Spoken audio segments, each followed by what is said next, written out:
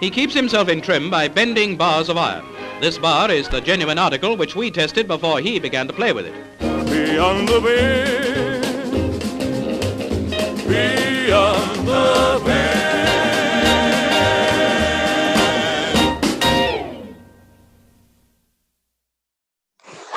All right, Josh, welcome to the show. Hey, thank you very much for having me, Cody. This is quite the hobby we've gotten ourselves into, isn't it?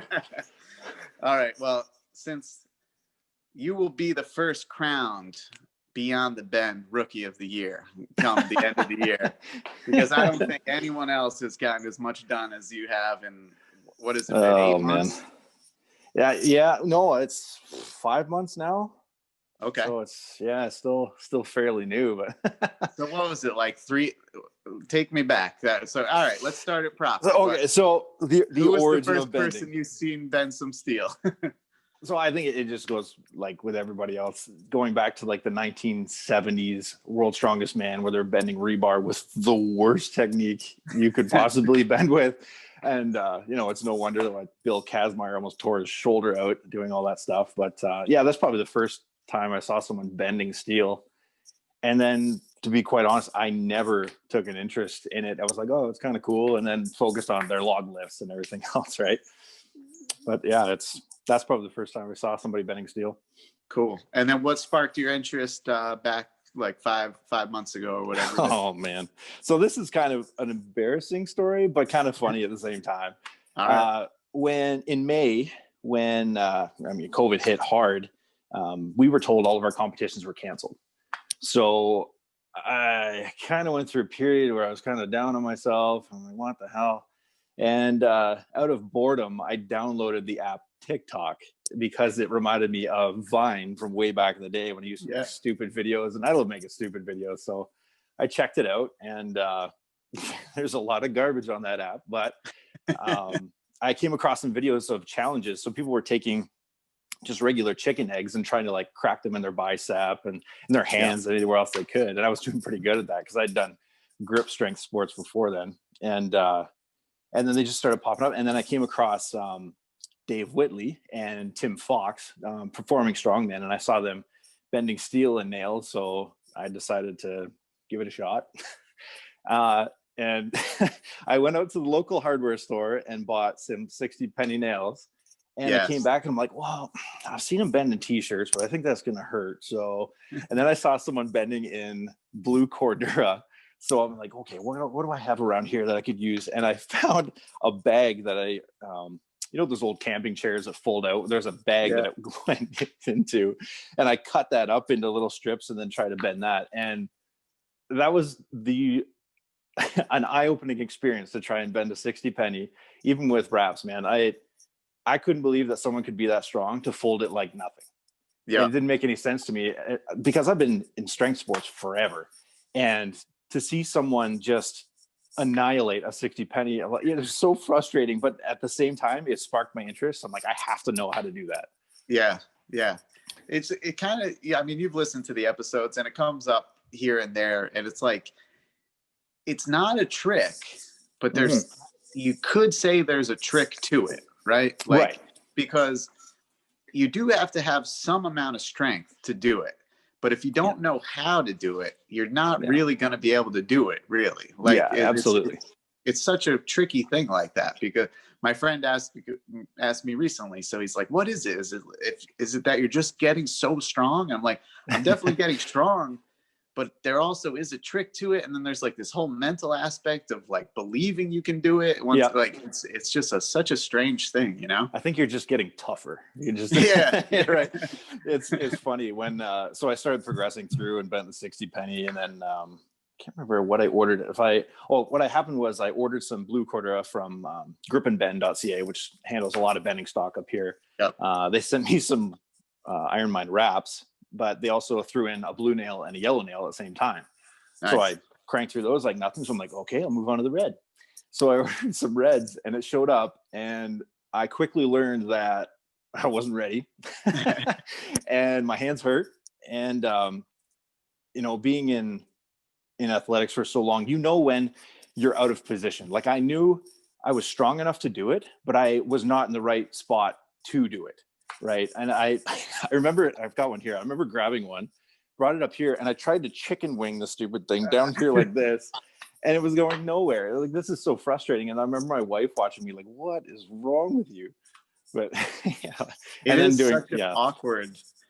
Double overhand is about the most awkward feeling thing. The first time you like try to get it under your chin, it just like you're like, I'm supposed to generate power this way. Like, it's just really strange feeling. Yeah, I can't even. It's so weird, and especially when you get into longer lengths, that is really, really awkward. Yeah, absolutely. Yeah. So you said you've had a long history in strength sports. Yeah. You also said you were sidelined from some competition stuff. So take me through what you came up doing and what you're doing these days. So typical Canadian. I grew up playing hockey. Played competitive hockey up until about 18, 19. And I started throwing. So long story short, my father's side of the family, when the movie Braveheart came out, they felt like they had to take up their Scottish roots. So awesome. They got their tartan all together, and they started having, Scottish parties, and they signed up for this heavy events school in Fergus, Ontario. And they were going to learn how to throw these things and throw hammers and shot put and everything else. And so they recruited my dad into it. Nice. So he did that for a while, and eventually, I started watching him when I was 7, 8 years old. And then when I was 15, I actually started throwing in it, and I've been throwing in it ever since. So it's been quite a few years. Wow. That's awesome. Yeah. And is that like, how many competitions and stuff go on with that, like throughout the year? Yeah, honestly, if I wanted it to be, it could be almost every weekend between May and October. Wow. Right. There's just so many across the world, and even in just North America alone.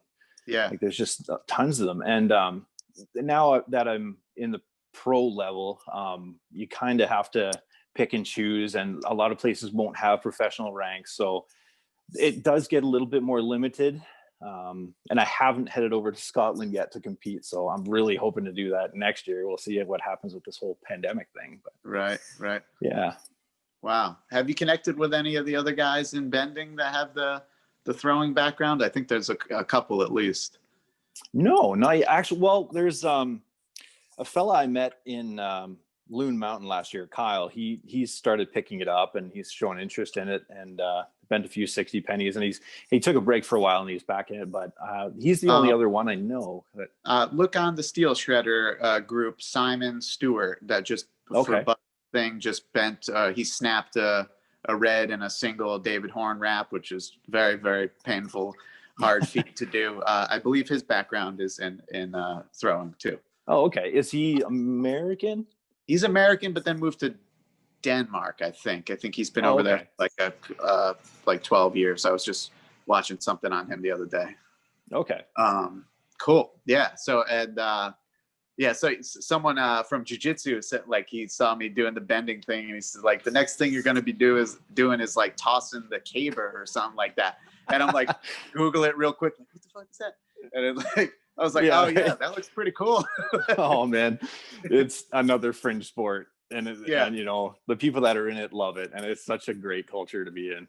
Yeah. No. Did you happen to see the Strongest Man in History, that series on I did, the channel? Yeah, with Eddie Hall and all those guys. Yeah, that was amazing, and that definitely like put a lot of light on all the Scottish strongmen stuff. Really, absolutely, cool. And it's really funny to watch that one, because you watch these guys who are the strongest guys in the world try and turn what's considered in our world like a top amateur caber. That's not even a professional caber. Like, even more difficult than the one they were trying to turn, right? Because it takes a lot of practice. And that's, of all the events that are in the Highland Games, that's probably the one that's the most unique, and the most, you can't really relate it to anything. You have to practice caber in order to get it, right? So to just pick it up. And I mean, it's amazing that those guys were able to do that with that caber.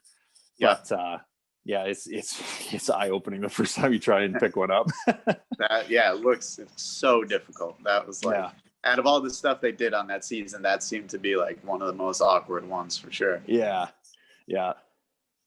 All right, so take me through the process of blue to red. So is that when you started reaching out to people on Instagram? Because that's what my story was. Yeah, like, pretty much. Right? How do I make this jump? I started looking at I've probably seen every red nail cert video on YouTube and anywhere I could find, right? And I'm a person who really learns through visual cues. So people posting videos is fantastic because I can see where they're going wrong, where their power position is, what I can pick up a lot of things from video. So just being able to watch those. So that's what I did. I went and just looked at everything I could. And I switched. I think might have been Devin Hoover, I think is his last name. Yep. Eat Chalk, Get Big. That's his this Instagram handle. I know everybody. Yeah, right. I don't know their names. I know their Instagram. I was pretty sure your name was Chuck till like 2 weeks ago. No, I'm just kidding. But he's the one that suggested I move up to like grade 5 bolts. I'm like, okay, I'll try this, right? So they're a little bit harder than a 60 penny. So I use those for volume, and then it just kind of went from there. And then one day I just got fed up and went out to the garage. I'm like, I have to bend this stupid thing, and it went like nothing. Oh man. It was unreal. I had to check it twice to make sure it was the right nail because I left it for so long and came back to it. But yeah, that's pretty much it.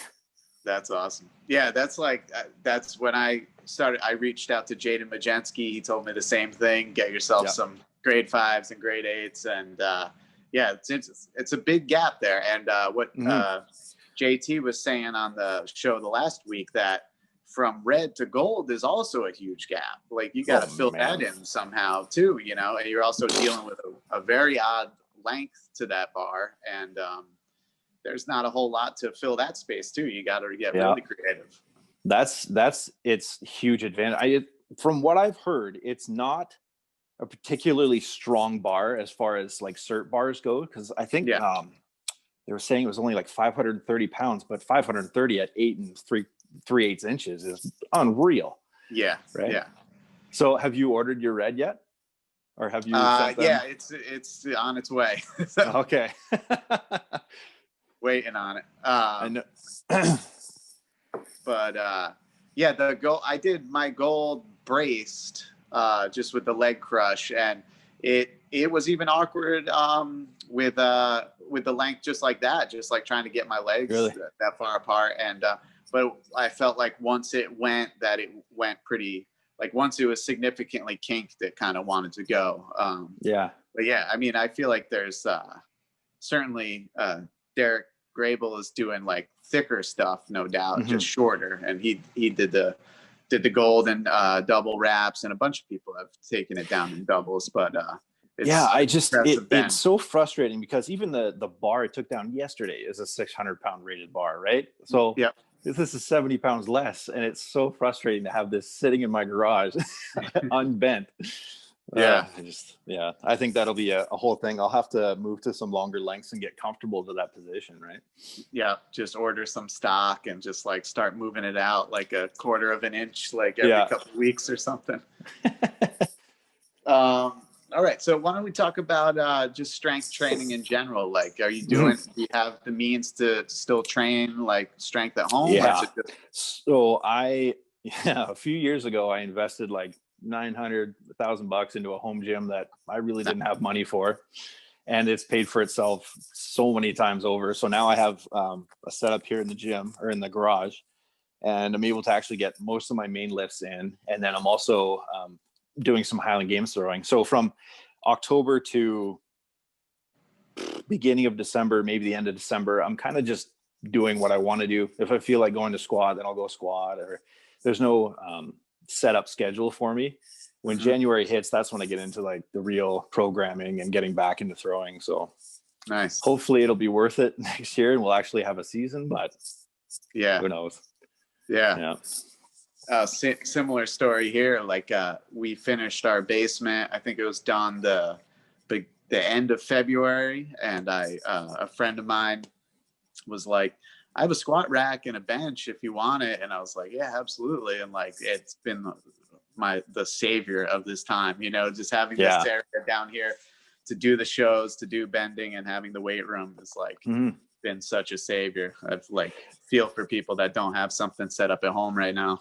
Yeah, and it's having a home gym, and a lot of people don't talk about this. Having a home gym is a huge advantage because when you feel like going to work out, you can. Yeah. Right. Whereas if you have a gym membership, I got to put all my shit on. I got to put my bag together. I got to go out the door. It's a hassle. But if I'm feeling strong and I'm feeling like I want to work out, I'm like 30 seconds away from a squat rack. Right. And I think being able to capitalize on those times when you're feeling that good is unreal. Like you can't put a measurement to that. Yeah, that's a really good point. I've never heard anyone make that particular point before, but that makes a lot of sense. I know some people say they feel like they need to like get out of the house to have the discipline to do whatever. I don't know, but like it is I don't hard. think I'll ever go back to membership. I know, good God. Well, I have a membership now, and it's in a gym. It's a little more private than a regular gym. I mean, it's owned by two of the nicest people who are they're actually natural bodybuilders, but it's a great gym. They kind of filter the members in and out. There's a lot of cops that go in there, so it's a pretty good gym, and I've been nothing but happy being there. Nice. So, and hopefully they don't get shut down. I mean, they're not charging very much for membership, so I usually, like this past time when they got shut down, I just kept paying membership, and I imagine everybody else did, just to help out small business. So I hope it doesn't happen to them again. But wow. Yeah, it's a crazy time. Oh, man. So why don't we talk about, it comes up on every show, but it's just part of the foundation now, is like, let's talk about functional strength and in relating that to bending and grip and all that stuff. Like what's your thoughts on, is bending getting you stronger, and in what way, and all that stuff? Yeah, man, because I've only been in for 5 months or so, it's been hard to measure that. But I was out in the shot put circle the other day throwing shot, and what I noticed was my fingers were a lot stronger. So I've actually, like, we hold it in these 3 fingers, and it's actually shortened my finger tendons a little bit and give me more spring in my hand, if that makes any sense. Yeah, it does. That's the biggest thing I've noticed. I haven't really been able to see the results yet. All I know is my hands feel like clubs. Yeah. they're getting thick and they're ridiculous. Yeah. Yeah.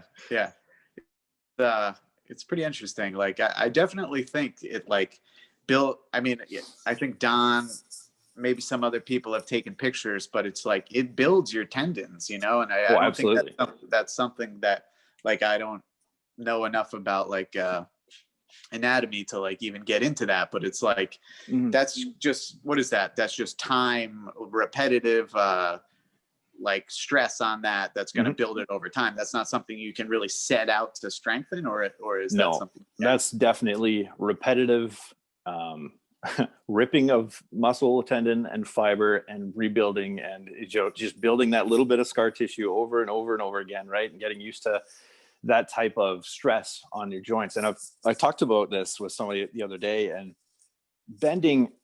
So bodybuilding, powerlifting, weightlifting, and all that, it's more working your muscle belly, like the middle of the muscle, and engaging your muscle. Whereas nail bending, you get to a point where you flex and engage the muscle, but now you're relying on tendon strength and ligament strength. And now that's where it kicks in. And I think that's where bending has superiority in that area, because you can be muscular, but it'll help you to a degree, not, I've seen some small guys crush some huge steel. So yeah, it is not everything. No, it's definitely not. And that's actually like, I hadn't thought about it in the relation to jiu-jitsu in that way, but like, I feel like jiu-jitsu for me has it's a combination of both. What did you call it? Like center muscle, right. The muscle belly, or muscle belly. So like, the use of that, but then I'm also, as you're saying that, thinking about like times I've escaped from like arm bars or something like that, where it is just like I'm fully extended and I need to just use those little fibers, like the tendons, to like hold my arm from hyperextending so I can wiggle out and escape. Yeah, everything. I mean, you do gi as well, right? Oh yeah. Yep. So I imagine, collar holds and being able to pull someone in, and not just pull them in, but being able to go past that and choke someone out. I mean, I think that's where you're going to see a huge difference. Yeah. Right? Definitely. And some of the collar chokes and stuff. There's one that's almost like a reverse grip, to be honest. Like like a hand over hand situation like this, where you're using your forearm to cut off the carotid and things like that. But yeah, hopefully, I mean, I guess one day I'll be able to see if this is all benefiting. It's certainly giving me a psychological edge, because everybody just sees what I'm up to on social media and just like, stay away from my legs, man. Yeah, you get someone in an ankle lock, it's kind of done now. Yeah. So you've been on a war path. How are you keeping your hands healthy and your ligaments healthy? Are you dealing with any injuries, or you just... So the first 2 months, I had severe pain in my first knuckle and through my thumb and up my forearm, and I could not figure it out. I was massaging my hands and icing my hands. And it wasn't until, I can't remember where I saw it, but they basically, and I should have known this right off the bat, there are other components to your muscular structure that can contribute to pain, right? So what was happening was the top of my forearm was extremely tight and pulling everything out and basically pulling the tendons of my finger back. So I spent an hour massaging my forearm out, pain was gone. Wow. I wish I had known about this 2 months ago, because I struggled. I had sleepless nights. My hands were hurting so bad. Really? I mean, as far as, and that's not all steel bending either. I got into card ripping and a bunch of other stuff, which contributed to that. But yeah, that was a huge breakthrough in recovery, and just being able to massage out the forearms and realize that they were causing a lot of problems in my hands really helped. Do you do any like extensor work, like the opposite motion? Yeah. So I'll just use rubber bands, and I usually only do that if I'm feeling pain in my elbow, because I find it really helps with tennis elbow. Which I don't have a huge case of it, but it flares up once in a while, and I'll use those, a little bit of extensor work and some ice, and it goes away. Oh wow. Yeah. You know, the worst case of tennis elbow I ever got was when I was like I just started jiu-jitsu, so I was about like 20 or something like that, and I just arm wrestled somebody at a party, just like cold, you know, like and whatever that did to my arm, all the guys that come on that are into arm wrestling, I've told them this story, but it's like, I don't think I've arm wrestled someone since, man. And I don't know if I ever will again, because my right arm was pretty much unusable. Like, and here I am, brand new to jiu-jitsu. Like, it was in so much pain for like 3 months. I was like, it was as if I only had one arm. It was so brutal. And I've been scared to arm wrestle ever since. I just can't. I'm really interested in arm wrestling. I watched too many of those fail videos of people breaking their arms and stuff, and I just oh god. Any fail video is always like growing up skateboarding, and still skateboarding sometimes now with my son, is like the slam section is always, especially now, because I feel like I'm just like on borrowed time. That it freaks me out so bad. So if there's any like nail bending fail videos, no one I don't want to see them because it's so embarrassing. Oh man. And I used to skateboard as a kid too, and I luckily got away without injuries, just a few scrapes here and there, but there's some broken ankles that I just So let's talk about some of the I guess last night or the night before, you cut down the Harito 8.8 to 6.5. Right? Yeah. That's a huge one. Man, those bolts, man. So let's talk about yesterday. So yesterday I came out to the garage and I was like, you know what? Cody brace bent those two reds like it was nothing. Like, he was putting in some effort, but I think I could do it. I came out here and swore and farted and tried to crank those stupid things together. And I'm like, oh, I got so frustrated. I'm like, this isn't happening. So I went over to the David Horn page and I started looking at all the certs. I'm like, what can I do? What can I do? There's one laying down. Okay, I'll do that. I don't care how long it takes. So I did that. And then I was actually feeling kind of good, because I had taken like a week off from overhand bending. And just bending horseshoes barehanded. You're right. Right. Right. Yeah. The biggest problem I have with overhand bending is my shoulders. It's not necessarily my hands, it's my shoulder that needs time to recover. Yeah. But yeah, I was feeling good, and I knew I wanted to do the Harito 6.5 or 8.8 cut to 6.5. So I cut one, and actually yesterday was the first time I've tried the one hand crush, where you wrap one hand and then go in for the crush. That sucks, but it really worked and pushed me past the sticking point I had with it before. Yeah. Because I think I got it to like 2.5 inches or something, and I was just super frustrated. But after bending one of the Harito bolts, going back to cold rolled steel was like nothing. It was like butter, because once you get the kink, it doesn't give you the fight that the bolt does, right? Yeah. So I was able to get the Duke in just single leathers yesterday, and it felt really awesome. good. What's the dimensions on that one? The fat bastard stuff. I'm so like bad with what. Oh man, it's they have so many certs. So it's 11/32 of an inch by 7 inches. Okay. Gotcha. So it's thicker, but not the 3/8. Yeah. Yeah. Nice. And those were both after you did the red snap on your back? Yeah. Yeah. Now, so you were probably pretty good and warmed up. Is that is that your typical process? Like, so this is something I'm interested in, and I'm still sort of like exploring with myself is, like, if the times I've gone and snapped, like one night I snapped like 12 nails, and then I went to start double overhanding stuff. I was so warmed up and sweaty and pretty fatigued actually, but I felt so loose and good. Like I felt like my double overhand was really strong at that time because I was so warmed up. But I've heard all different things from people about like what level of like warm up they do where they feel the strongest. So I was just curious if that night was different than others or not. Yeah, it could have been. And I'm a huge believer in like circulation. So if you're doing a leg day, you had better get the blood flowing in your legs before you try anything heavy. Not only does it add volume to your muscle, it adds endurance. You're adding oxygen to that area. It makes sense to me.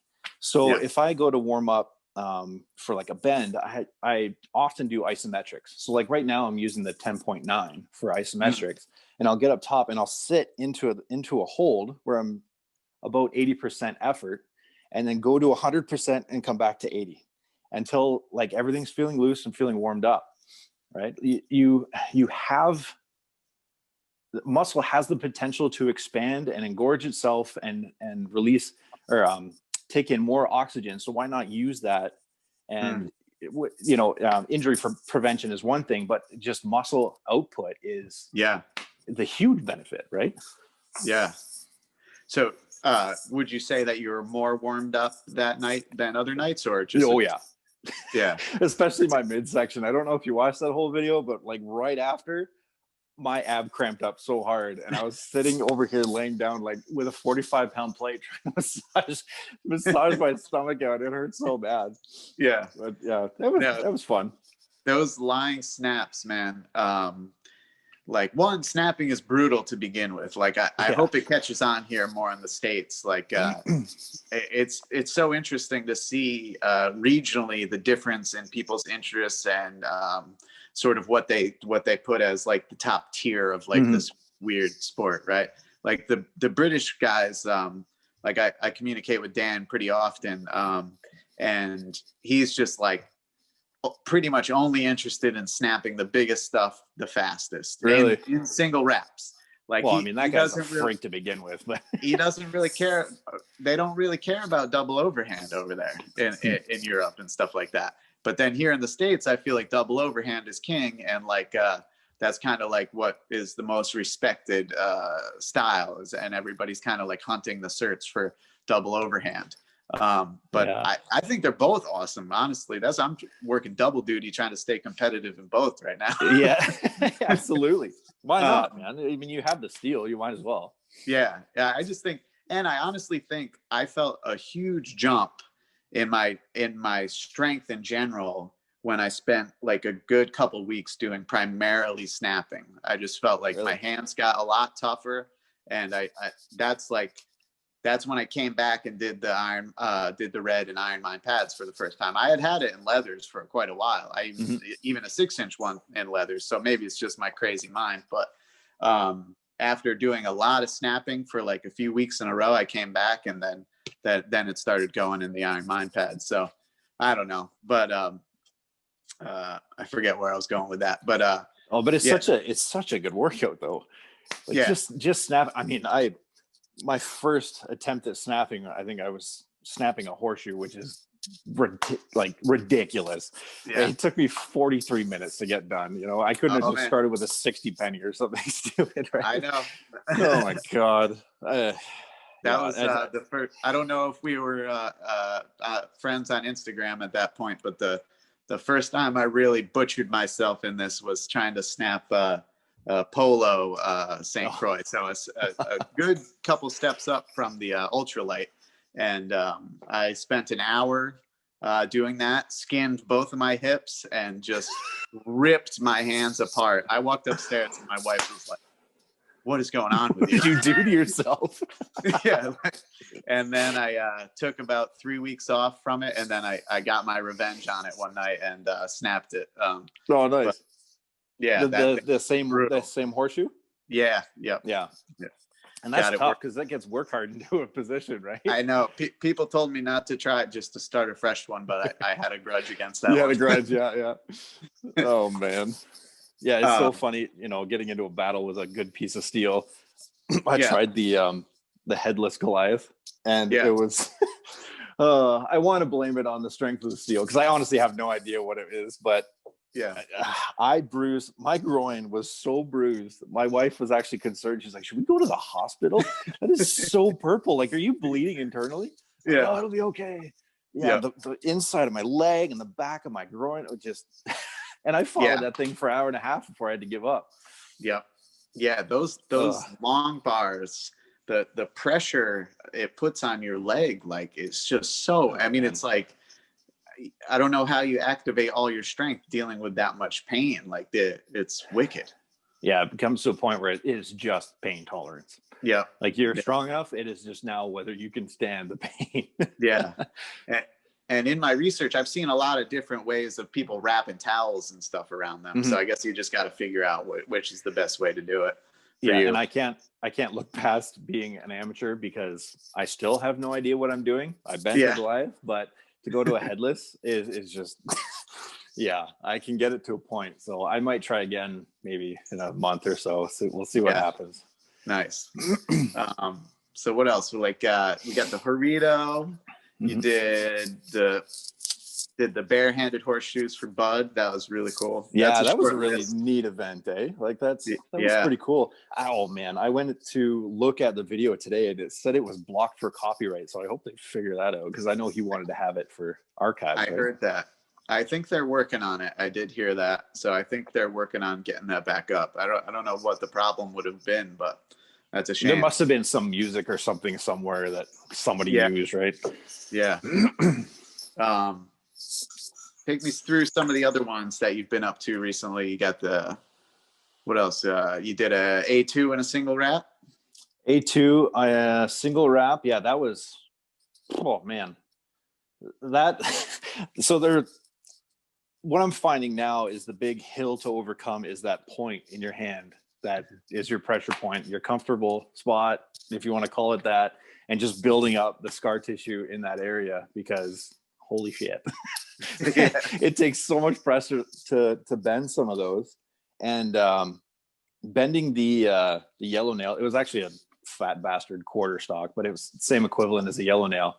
Bending that barehanded kind of taught me where I need to start working on because holy crap, that hurt. How did you, I think I watched it, but I can't think of it right now. Did you start that double underhand? Yeah. So basically where it felt comfortable in the webbing and then across the base of the fingers, right? Just anywhere the point wasn't going to dig into my hand. It's the only way that I've ever seen it. I guess I've seen some reverse barehanded, but double underhand, it feels like the only safe way. Yeah, there's no chance you're gonna do it double overhand. You'll punch it right through your hand, especially with an Iron Mine red that's so sharp and cut on the end. Yeah. Right. Have you seen the guy Bat Tibilov from Russia barehand the red? Oh man, that guy's nuts. So there's bending and then there's Russian bending, because you can't even. I can't even measure that. Like, how do you? That would be cool to do someday, but at what cost, right? Yeah. Holy crap! I don't know. It's completely unreal. Just a different breed. Absolutely. And me and my wife are kind of working on a certification ladder here, but we really don't know which direction to go with. And I said, well, there's not a lot of barehanded certifications, so I started playing around with that, and that's why I bent that quarter stock just to see if I could do it. I'm like, I really don't know. So we're kind of playing around with that area. Cool. Yeah, I think I've thought about doing a single bar for the show. I still might do it, like call it the Beyond Bar or something like that. I think that's a really interesting market. I think this whole thing is growing.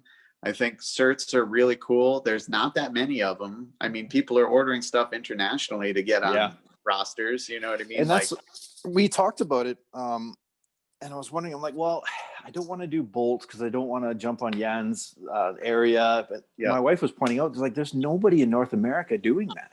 Yeah. They're all ordering internationally, So it'd be nice they're still going to order his stuff, Harito's stuff, for sure, because they want to be on that board, right? So they'll probably order the stuff from here. It's such a small market that I don't think it would hurt it.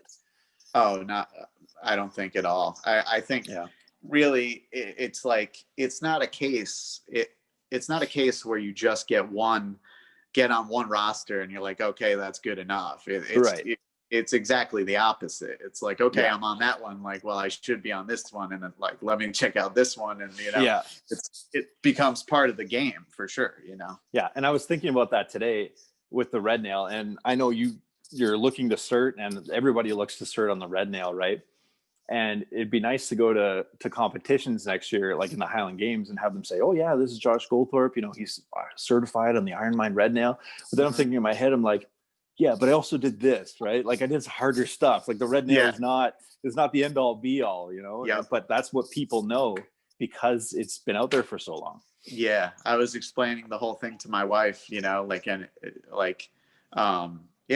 that's really what it is. It's Iron Mine is people's gateway to this a lot. It's like the name that's been out there for so long. It's just like, has some like prestige to it, I guess, and in my mind, it's sort of just like a barrier to entry, like if you want to be considered like a I don't know, in the game of bending. So to me, it's like almost like a verification. Yeah. It's a verification for the public. Yeah. Because they know it. Yeah. And it's so funny, but like the guy that owns my gym, he knows of Iron Mine. He's a bodybuilder. He's kind of had interest in strength athletics and everything else, but he only knows the Iron Mine red nail. Like, that's the thing. Oh, really? So, right. And he knows nothing about steel bending. Wow. Right? Most people I've known that know of Iron Mine know it from the grippers more than any nails or anything like that. Yeah, absolutely. Did you get into those at all with your card tearing and everything else? Yeah. So when I first moved to British Columbia, this was 8-9 years ago, I went to a competition in Kamloops, and a buddy of mine, Lance Baruch, who is an absolute Sasquatch of a human being, has unreal strength. He, this was after a competition, he handed me, I think it was a number 2 gripper. He's like, hey, try this. And I'm like, and I went to squeeze it and it barely moved. What the hell is this? He's like, I thought you were strong. And he chuckled off, right? I'm like, what the? So I ordered I think it was from number 2 up to number 4, which I'll never close, but it's nice to have and squeeze once in a while. Yeah. But it took, honestly, like a good couple of months squeezing that number 2 to actually close it. What's the rating on a 2? Is that like 200 or something? 180. Okay. Yeah, somebody was telling me that the poundages for Iron Mine are pretty screwed up. So yeah, I don't know. I think it just in general, grippers are pretty notorious to be like completely all over the place. Yeah, it could be anything. I don't know. But yeah, number 2 is just it was an eye opener. And then from then, I always had one in my work bag, always had one in my truck. So I was always doing it. And yeah, that's basically how I got strong with grippers. Gotcha. Yeah, there's a big jump. Talk about just like jumps in difficulty is like most people are aware of like a plastic one, like sometime in your life, like you've closed a plastic gripper. And then like if you get to these steel ones, they're a whole different ballgame, you know? Yeah, but there's such a big difference between like the Walmart brand and the actual brand you go out and buy, right? No doubt. Yeah. All right. What about we're closing in on the end of the year. What are we looking at for next year for you? We're Headless Goliath probably on the list. That'd be nice. Yeah. It'd be nice to get that done. What other goal bends do we have? I'd like, man, that Harito 10.9 would be so nice. And it's not necessarily just, I know he has prize money on it, but that's not why I want to do it. Sure. I have bent it. I've put a curve in it, but I have not been able to kill that. So that's what frustrates me the most. If I had gone for it and not moved it, I'd been like, all right, I got some work to do. But actually putting a wound in something, you're like, okay, now I want to get after it. Yeah. So that's the big one for me. Nice. Yeah. What about yourself? Oh, well, that's as far as overhand bending. Actually, we talked about the Italian guys, the Grip Italia, Grip and Bend Italia, or whatever it's called. Yeah. I just talked to him, and he's sending me 12 bars or something and a couple of sets of wraps. So I'm looking forward to bending those. Cool. I haven't heard too much about them. I've heard they're pretty tough, but yeah. Are there any Canadians on that list yet? No, unless Jaden has thrown his name in there. I don't know. I don't believe he has. That's cool. So you'd be the first. I know Old Squeeze is there. He's on the list. Yeah. And Don's also on. Yeah.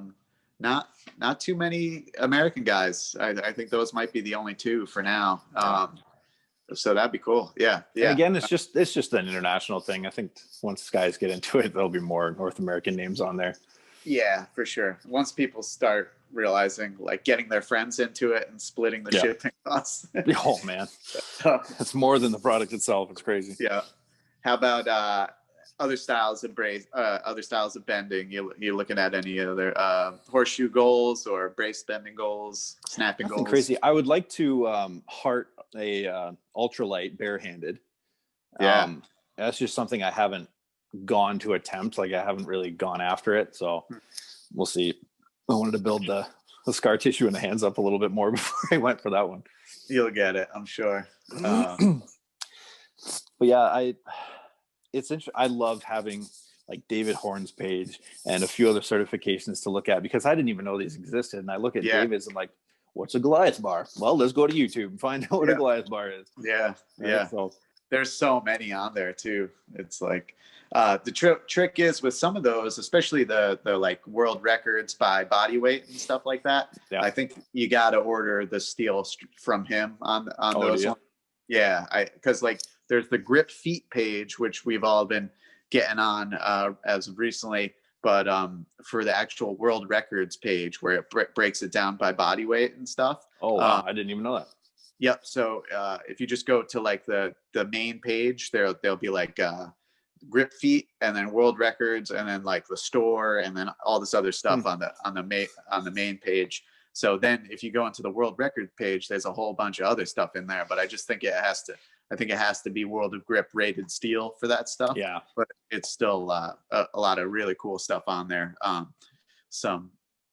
There's definitely some like short steel on there, some 6-inch stuff, some like sequence bends where you bend like 3 pieces really fast. Okay. I don't know if you've seen Don. I think he currently holds like the mid-bar speed bending record. I think they're like maybe 12 or 14-inch bars. Oh wow. Okay. Kinked over his knee and then leg crush. That one keeps changing. A British guy named Nick McKinless took it from Don, and then Don took it back recently. So there's a lot of competition going on in that one, which is pretty cool. And there's some other really interesting ones on there as well. That's awesome. But how cool is that you can be part of this community in your garage or in your basement or in, you know, wherever you're bending. That's really what I found interesting about this whole thing was, you know, after my season was canceled, I took this whole travel and everything and brought it right down into my garage. And that's where all the competitions happened. And that's where all, you know, I was able to be part of a community and I met new people and without leaving my house. Yeah. It's unreal. It's super cool and very strange. Like it's, it's I've never had like friends like internationally that I've never met before, you know, but it's like I'm communicating with you guys more than I am like my regular friends these days because we're all so like hyped up about this thing, you know. It's funny. But it's so easy to communicate with someone that has common interest, right? Yeah. And that's what frustrates me even about my sport is that all my friends are international. So if I'm not calling them, if I'm not doing this, I feel like I'm going to lift. Oh, that's why I get super excited to go to a competition because you get to see all your friends and you can talk about throwing and not have anyone roll their eyes at you. And you know? So bending is the exact same. Being able to talk to somebody about that stuff because, like, I'll hang out with friends of the family and my wife's friends and super nice people. We get along great, but there's just that commonality that we're missing out on, right? The insanity. You know, I've thought about this a lot, and it's like for me and maybe for other people too, it's like I don't necessarily have to have the common interest, but I have to have that common intensity or insanity. Say like, if I sense that this person goes deep with something, like I don't care about comics, right? Like not at all. But I once had a really cool conversation with this guy about comics because he went hard and deep with it. And like, then it turned out we had like all this common interest in music and stuff like that. And it's just like, way I break it down is like, I can never relate to someone that's like, nah, I just listen to whatever's on the radio. Like, cause music is like a big thing for me too. Like I would have started a music podcast if there wasn't like 6 million of them. Or a jujitsu one. Right. But like, ever since I was a kid, like anything I got into, I needed to immerse myself with it like fully. Like I wanted to know everything there was to know about it, and I wanted to do it myself. That's what bugs me out about sports fans, and I don't know if it's like this up in Canada, but there's a lot of freaking armchair quarterbacks here down in the States that sit there and scream at the television about sports they don't even care to participate in, and it's like bugs me out. I can't stand watching something and not being able to do it. Right. You know what I mean? So back when I was 19, I had a huge medical issue that kind of took me out of contact sports and everything. And it was pretty scary. It was a near-death experience. And I basically said from there, I always want to be learning something. So for the next 8 years or so, it was another instrument every year. I would pick something up. So now I play all these instruments. And then I kind of ran out of instruments that I wanted to play. So now I'm like, well, what the hell do I do? So I took up Rubik's Cube.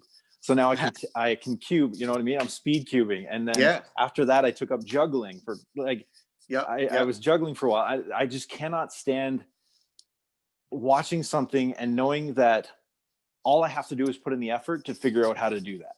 Yeah. Right. And I'm sure you're the same way. Dude, I ordered a lock picking kit 2 weeks ago. That's so funny because I've looked into that too. It's you just if people could this the thing with bending is like I'm seeing someone do it, so why can't I? You know what I mean? And like maybe that's like a foolish attitude, but it's pretty fun. But it's like, not, and you found out that pretty quick when you started bending stuff, right? Like at first it seemed hard, and then you learned how to do it. You know, it just And I think I talked to JT about this last week. There's some level of like humility with that too, though, because it's like we as like these crazy people are allowing ourselves to be bad at something, you know, to start something as a white belt. Like people are really scared to do that. Like, you know, like they're really scared to be bad at something.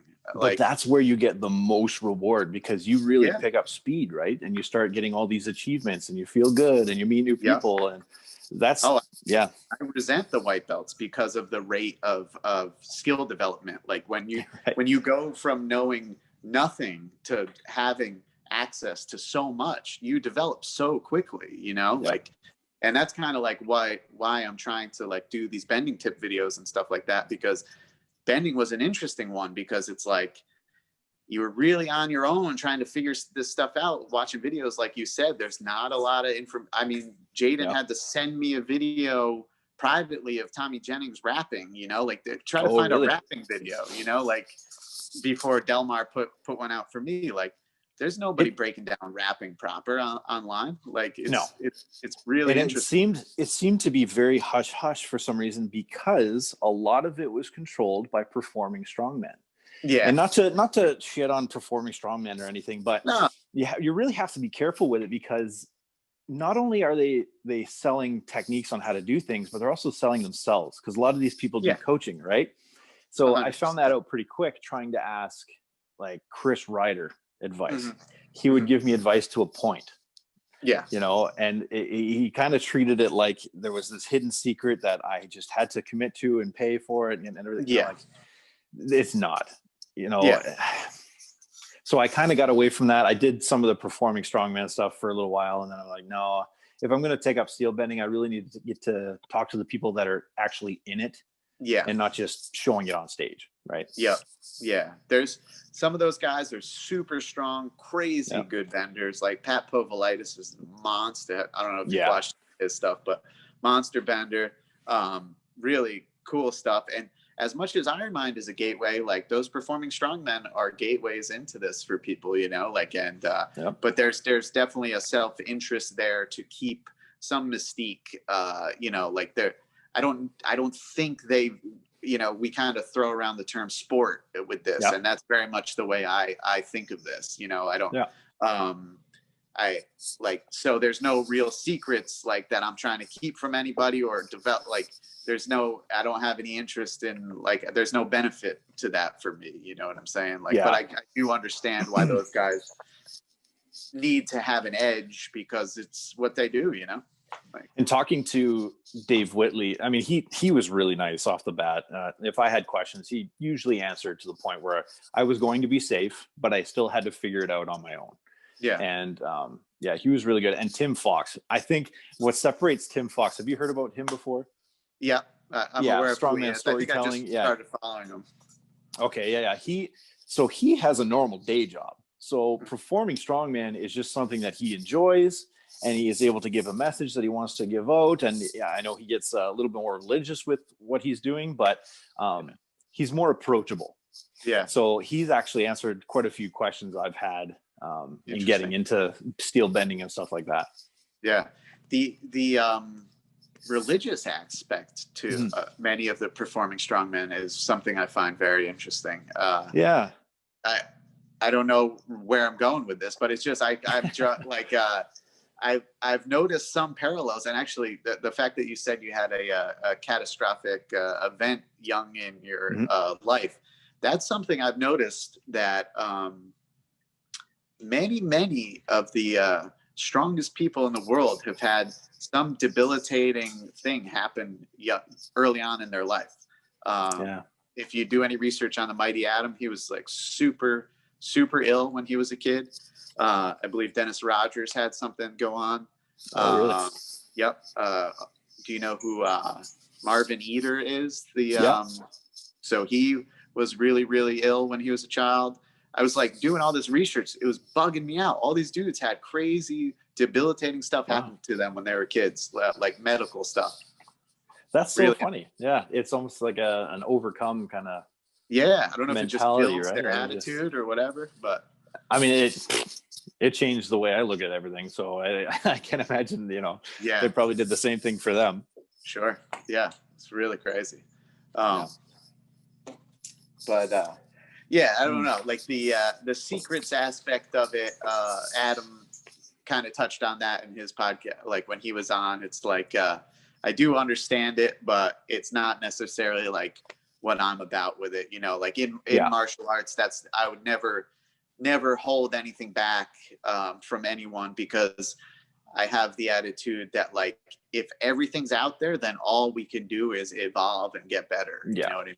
Like, it's like, whatever the cliche term is, like the rising sea raising all ships or something like that. Like, but I believe in that, you know, like all I've seen from these guys, a little bit less from Tim Fox, is is what they present themselves as on social media. So they are trying to sell themselves because that's how they make their living, right? And I get that. I can't really fault them for that.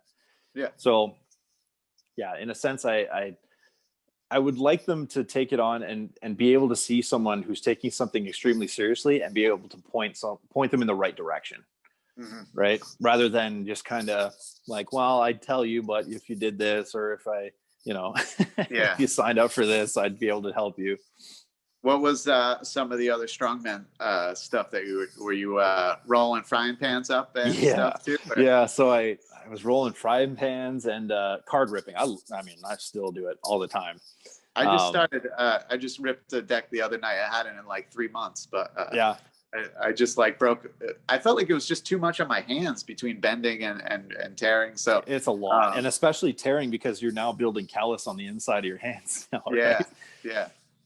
I want to get one. I don't know if it's Daniel Strauss or Bud Jeffries or maybe both those guys did it, but I want to tear a deck while holding. I don't know how much weight yet, but in like a Zercher squat. Oh yeah. Bud had like 400 or 500 pounds or something. Yeah, like, good it won't Lord. Be that. Oh, come on now. But I think that would just be a cool one to like be supporting some weight like that, and then to tear a deck would be pretty neat. Yeah, I like quartering decks, and I've recently gotten into practicing tearing notches out of the deck, which is really cool. It takes a lot of practice and patience and finger strength. That looks really hard.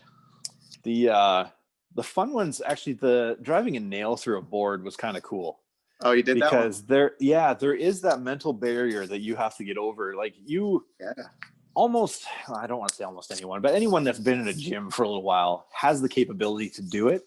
Yeah. But being able to get past that board and drive your hand through, not stop at the board is a whole completely different thing. Wow. Yeah. And what are you using? Fun. What are you using for padding on that? A rag or something? So I was just using like a 4x4 little strip of leather that I folded over a couple of times and then just had on the palm, right? Yeah. Wow. But yeah, it's really cool to see something you're kind of scared of and push past that. So that was probably one of my favorite ones to do. Cool. Yeah, that's definitely one that gets a lot of respect, and it's all I ever hear. Like I've watched Dennis Rogers' performances on YouTube and Pat Povolitis, and they always and Dave Whitley, they always go deep into the psychological aspect of that one. Like, and I've heard some kind of horrific injuries with that one too. Oh man, did you hear about Dennis Rogers' injury with that? I don't think so. Maybe I did, but I'm not sure. In order to perform it perfectly, you have to have two really stable, stiff surfaces that the board is sitting on. And when he went on stage, I guess they had chairs that had cushion on it. So they put the board on it, and when he slammed his hand into it, it basically absorbed the shock and pushed it right back into his hand. The whole rag, everything, right into his hand to where it was pushing out the other side. Oh my! And before I had done this, I watched the video of this. I'm like, I can't do this shit. Are you kidding? Yeah. Oh man. So did you clamp it down and everything, and like make sure? It was, I had it stacked on like 45-pound plates.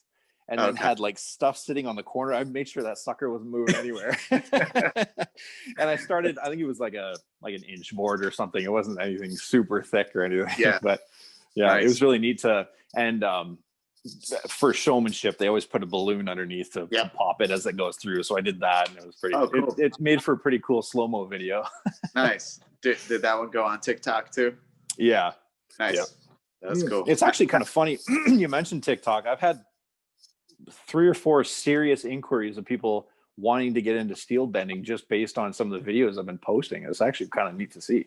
Yeah. Oh, I bet. I mean, yeah, it's like you come across some like-minded people. They're going to see it and want to try it, just like we're just talking about, Yeah, absolutely. How about, did you bend a penny? No, I haven't done that yet. God, man. I think my hands are too big. I don't know. Working with that little piece of steel, I don't know. We'll see. I gotta have someone break it down better for me, because I struggled with it for like 3 weeks, and like would put it on the table and like put my finger on it all around. Like, do I even have like a 10-degree bend in this thing? That's a tough one, man. I like doing things that are relatable to somebody. Like the deck of cards, everyone has a deck of cards, right? Yeah. The nails, yeah, they kind of know. Yeah.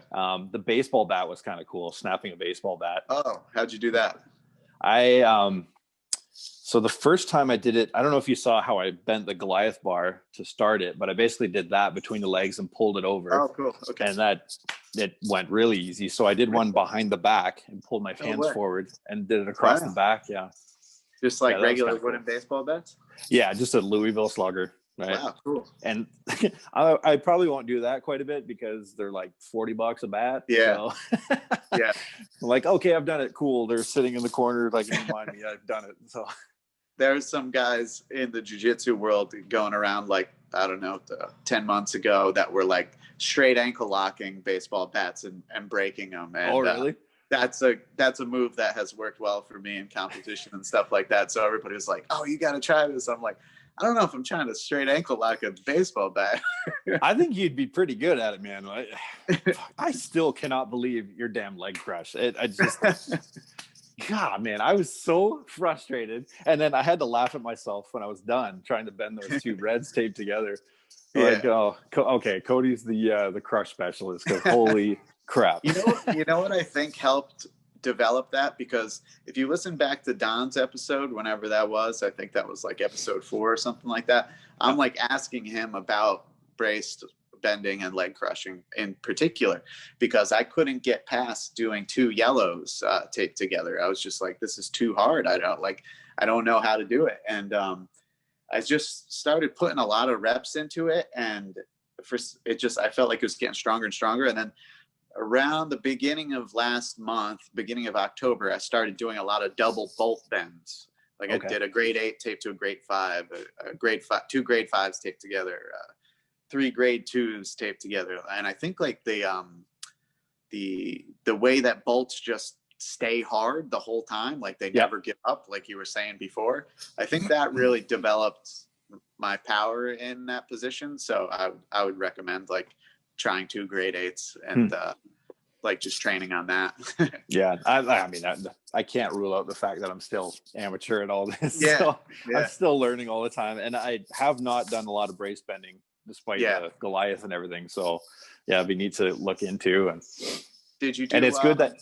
Oh, that's okay. I know you did a 6-inch wrench, right? Unbraced. Yeah. Did you do any more wrenches? Because those are showstoppers for social media. They so the 6-inch, I saw Dave Whitley do it, and I always wanted to give it a shot, and quickly realized the difference between forged steel and vanadium and extra heavy duty wrenches and everything else. So there's actually there's 2 6-inches sitting in front of me right here that are made of vanadium that I cranked and cried and farted over and could not move. And then I switched to the actual steel bending ones, and like, holy crap, what a world of difference.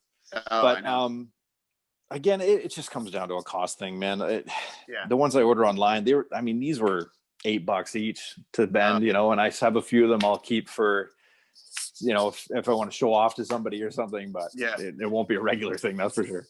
Yeah. I was saying that you should work up to doing a 10-inch wrench double overhand. Like JT. You were saying Justin. Yeah. You're saying he did that. Good the only one, I believe as far as on YouTube, I'm sure the other guys maybe have done it, but he's the only one I've seen do it on YouTube.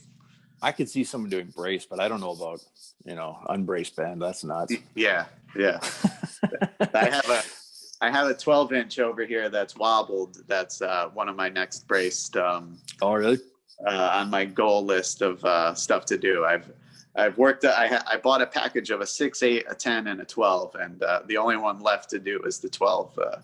But that thing, like the gold nail, is gigantic, and I'm having trouble being not a very tall guy trying to like get that in the position where I can generate any power. So did you start that one over your hip or over your knee? I was over my knee. Like I do a weird kink. Different than anyone I've seen. Oh wait, you were telling me about this. Yeah, you're gonna call it the Cody kink or something. Yeah, I step over it and then thread it between my legs, so I'm more like kneeling onto it than using any shoulders to pull onto it. So I'm more dropping my body weight onto the bar than pulling it across my knee. And It's almost like a deep lunge kind of thing. Like yes, you're dropping exactly. your whole body weight on it. That's interesting. Mm-hmm. Wow. And that was because I'm training for the Goliath as well, and that was I struggled with I got half by one. I forget what it is. It's a half an inch skinnier than the Goliath. So Goliath is 1.5 by half by what? By 48. Yeah. So 4 okay. So this is 1 by half by 48. I got a bunch of these bars to train on, and couldn't move them for forever. Well, like 3 weeks, not forever, but and then I switched up this stance one day. I was just like, damn, I feel like I can be more powerful this way. And then there it went. And I was like, holy shit. And then immediately, so I did that one, closed it, like took my picture, posted it. And then I was like messing with my mind. Like I was like, all right, that one's like some weird steel. There's no way I did that. And then so I went downstairs the next day, did 3 more all that way, and filmed one and put it online and stuff like that. But it wasn't a fluke. That's the way I can generate power. Like, I don't know. That's unreal. That's so cool. Yeah. Being able to find like a signature move kind of thing. And it's actually funny, when I started bending the Goliath, I watched a bunch of videos where guys were starting it on their knee. I found it super awkward. I don't know if I have long femurs or what, but I could not, my deadlift is pretty big. Like it's close to 700 pounds. But I could not pull across the knee. I have no idea why. I could have been doing something wrong. But even when I had the bar kinked, so I kinked it over my hip and then I went to the knee, and still it really felt awkward. Did you try in a squatting position and like a standing, like flamingo type position? No. Well, I tried the flamingo to start, and then after I tried the headless, I watched guys starting on their knee, like almost with one knee on the ground, and that's how I think Don did his. Yeah, I'm like, oh, okay, that's kind of interesting. And then I think watch Mike Rogowski's Goliath bend. He kinks it on one knee, and then he follows up standing, like what I'm silly calling flamingo. But he switches knees and then furthers the kink there. Then he threads it between his legs and then hooks it in his armpit. That seems in some of the mid-length stuff I've done, that you generate a ton of power if you can get it in the crook there. And then he starts to come over like that, which seemed like a good sequence. Yeah, that's the hard part I'm finding, is the initial kink is fine and everything, but getting it to a point where I can actually get my forearm around it is the hard part, getting it to that point. Because once I'm there, it's all body weight and driving it to the knee, right? So yeah. The Goliath bar is a lot of fun. Yeah, that's definitely, just the name alone. I was like, oh, like once I heard about it, I was like, I gotta monumental, right? Yeah. All right. Well, we're winding down, so I'm going to hit you with the medley, rapid fire series of questions. You ready to go? Yep. All right. Favorite thing to bend? Other than my wife's will, probably cold rolled steel. Okay. Hardest thing to bend for you? Bolts. All right. Strongest bending style? Double overhand. All right. Weakest style? Reverse. Me too. I am trash at reverse. Yeah.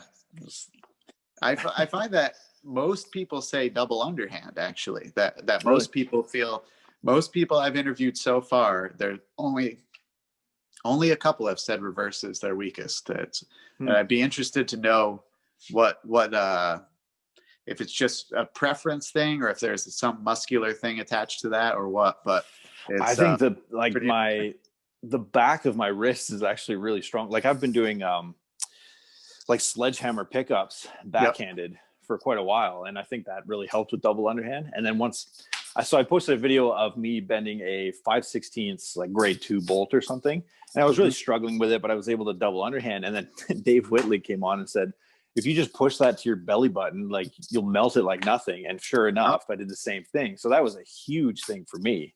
Oh, wow. Just that little technique to it, right? Yeah, the belly button. So did you see the guy today that took the lead in the kink challenge? Yeah, I did. Oh, man. Good God. That is insane. He was fully down there, too. That was out of nowhere. I mean, I haven't double underhand bent a red yet, but I can't imagine, like my hands, you would have to double underhand bend to get past 90 degrees because to get it over here, my hands are too big. Like even when my knuckles touch, like I would have to open my palms or something to get it. There's no way. And I watched his video, and he marked where his wraps go like 2.5 inches or something. His wraps were well on there. It was crazy. Good God. Yeah, that's unreal bend. I honestly don't see anybody beating that one. I know Delmar was messaging me before. He's working on it. So we still got half a month left, and these guys are working on it.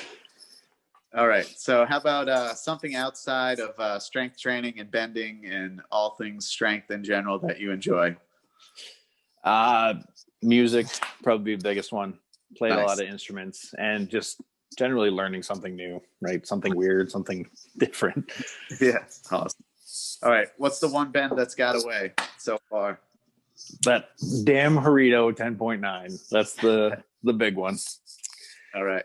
Who's the strongest person you know? I know a lot of strong people.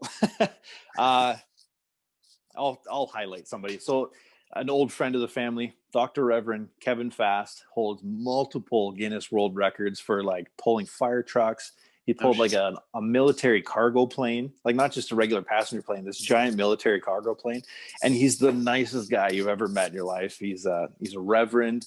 His son is the exact same, super nice. He's just such a great dude. And cool. Like to look at him, he's a thicker dude. He's a bit shorter, but you would not expect him to pull 4 fire trucks together, right? Like he's just unreal. That's cool. All right. What's the best piece of advice you were ever given? This could be about bending or strength or life in general. If you are new at something, shut your mouth and open your ears. I say that to all the new guys at work. I'll say it to people new in our sport because I have seen so many people burn bridges right away saying, I know. And it's the most crippling thing you can do as a new person in anything is saying, I know, or not taking advice from somebody. I don't care if you've heard the same advice 10 times over, take it in and understand that this must be important. They're saying it 10 times over, you know, that's the biggest advice I can give.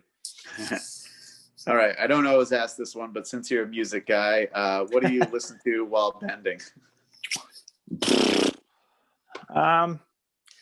It's kind of switched, and it's really funny watching some videos because some people do it in a peaceful way and other people do it in a super raged way. So funny. So sometimes I'll listen to some heavy metal, some death metal or something like that. Other times it's just, I listen to everything. It could be country music. It could be almost anything. It depends on what mood I'm in, right? Yeah. And one thing I found with athletics early on, watching guys get super psyched up to try and lift something or try and throw something and then completely biff it or throw it in the trash or fail a lift because they're so intense that they completely lose technique, they lose focus. So I've actually learned, like, if you watch some of my bending videos, I could be listening to heavy metal, but what I'm doing is creating an atmosphere, right? Yeah. I'm not ramped up. I'm not doing anything else. What I'm doing is just creating an atmosphere, getting to that certain calm, and then being able to apply what I know. Yeah. Right. You can't get past that point because I've seen so many people fail with that. It's really funny. Yeah.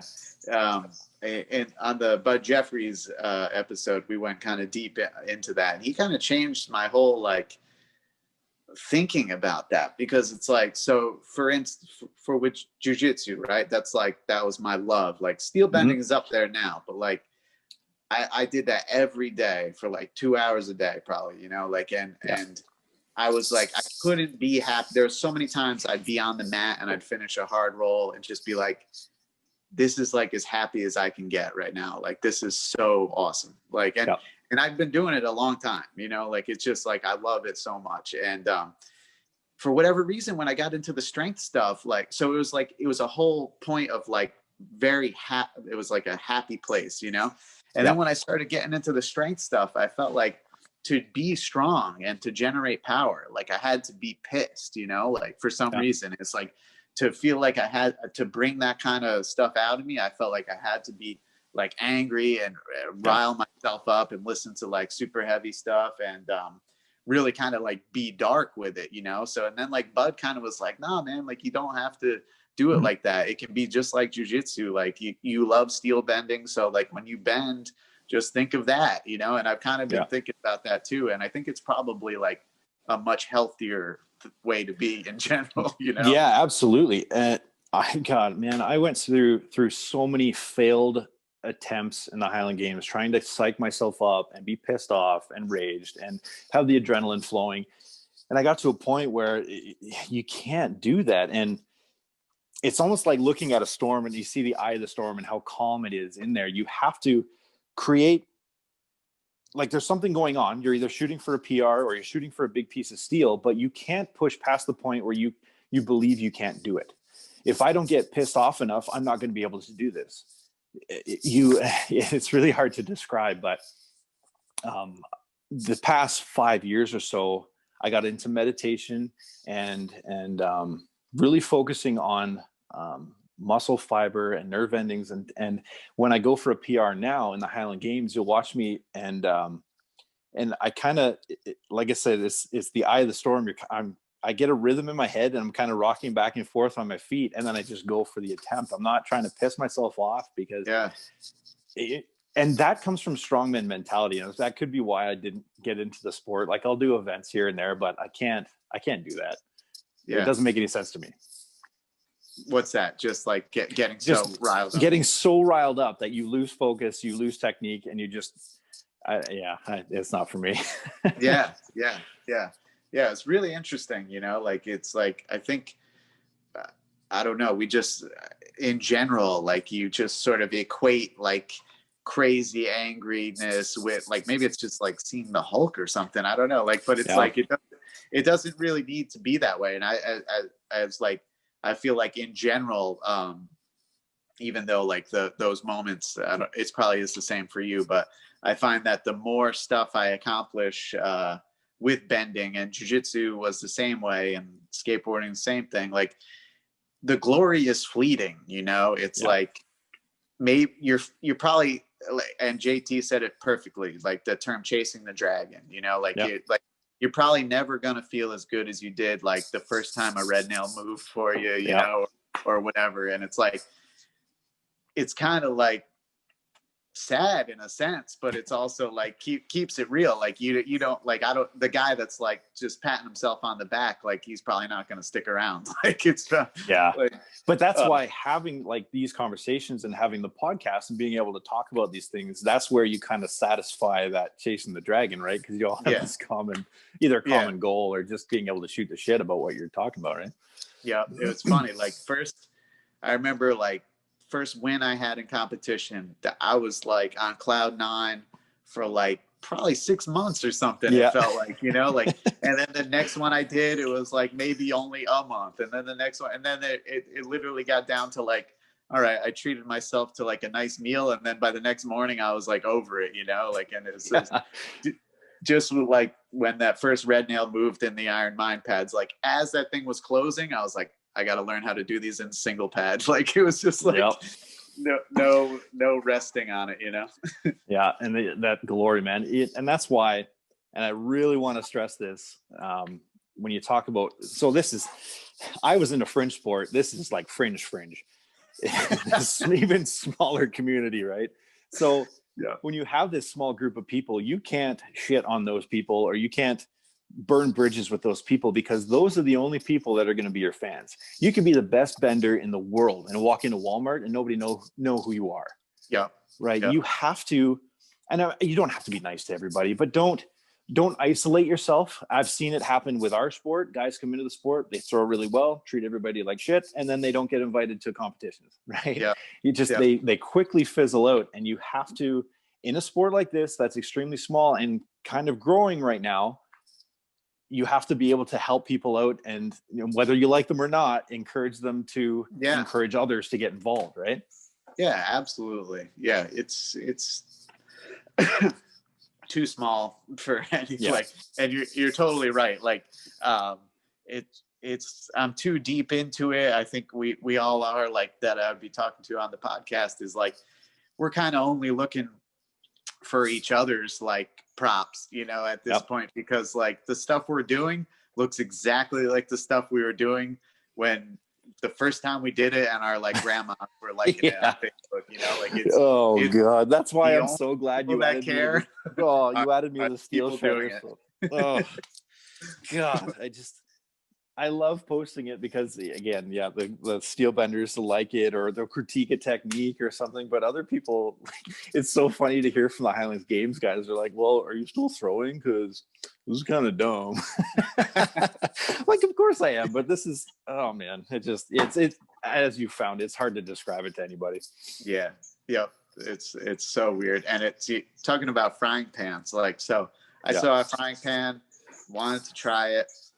Got one like at Family Dollar or whatever. Like, it's like a $1 nonstick frying pan. Rolled this thing up on camera, put like a funny John Prine song in the background called Frying Pan, and threw it up on Facebook. Right? That thing, out of everything I've done, probably the easiest thing I've done, and that still has had like the biggest reaction. People were like bugging out. Like, it was just man. And so the public has no clue about what's hard and what's not at all. And that's what I said. I like doing things that are relatable, that the public can actually be like, oh yeah, like I've got a deck of cards, I've tried to rip it, and you know, it's all good. Yeah. And that's why when you dive into this sport, you get like a guys like Derek, who is crushing steel and making it look easy. Yeah. And you think, well, I can just go out into the garage and do that. And nope, it ain't happening. It's the same thing with our sport. At the professional level, we make everything look so easy. And the best thing that we can do is take a few sets of implements and bring them to the crowd and let them pick them up. And like, holy shit, that's actually 56 pounds they're throwing, right? Yeah. Someone that's doing it professionally or doing it at an elite level makes everything look easy. And it's definitely not. Yep, for sure. All right. And last question. What's the funniest reaction a person has had when they find out you spend your time bending things? Like I said, it's usually from Highland Games athletes and some strongman athletes. They're like, well, what did that cost you to bend? Or like, what's your total up to now? Just shut up. Just let me bend stuff. Let me, you know, I'm not breaking the bank. I'm not spending the kids' college money on nails or anything. You know, right. I don't scoff at your beer can painting business or something, you know. Exactly. And there's no trophy for like a deadlift PR unless you're videotaping it, and then you can't like put that on a board, you know, and like look and be like, oh, there's my first red nail or whatever. Yeah, exactly. There's no trophy. Come on. All right. So in closing, who's someone you'd like to see me have on the show? You've had a lot of good people that have been really good. Tim Fox would be good. It'd be interesting to hear. Cool. He's a pretty strong individual, and he, like I said, he does the strongman stuff, but it's not his full-time job. So he's more encouraged to bring people in and teach people about stuff. So, and I don't know how much short steel bending he's done. So we'll see. I think on his Facebook, he definitely had some like mid and long bar stuff. Instagram. So yeah.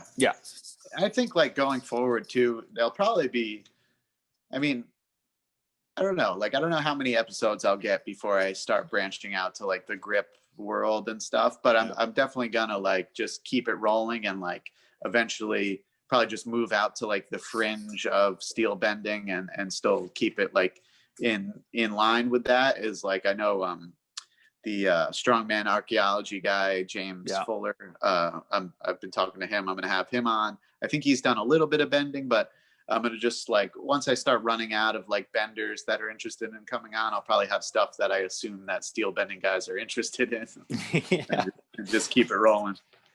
It'd be hard because a lot of the guys that you kind of want to get on don't speak English. So it's kind of, right.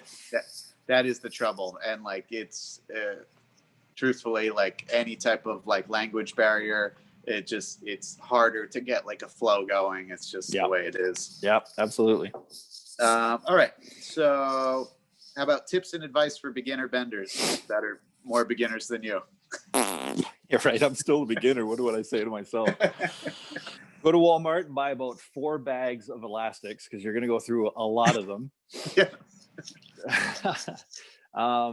And yeah, I don't want to say too much because I'm still learning a lot, man. Yeah. Recovery is huge. Get on it. Yeah. All right. And where can people find you for social media type stuff?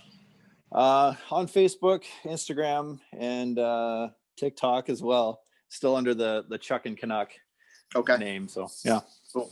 And how about any events, brands, or gear you want to give a shout out to? Actually, a product I use a lot is it's called P3, and it's a topical ointment that is like alcohol free. It doesn't have a lot of chemicals in it, and I use it all the time, and you can use it all the time. It's actually great for benders, and I think I'm going to try and push it a little bit more on some of the bending guys just for recovery. And that's so you can find them at I think it's P3 Products Limited. They're on Instagram as well. And is that for muscle stuff, or is that like for like tears in your hands? All muscle recovery. Yeah. Oh, okay. Cool. More massage muscle. Yeah. That stuff. Nice. All right, man. Well, that's it. I appreciate you coming on, and thank you very much for having me. This is such a great thing that you're doing.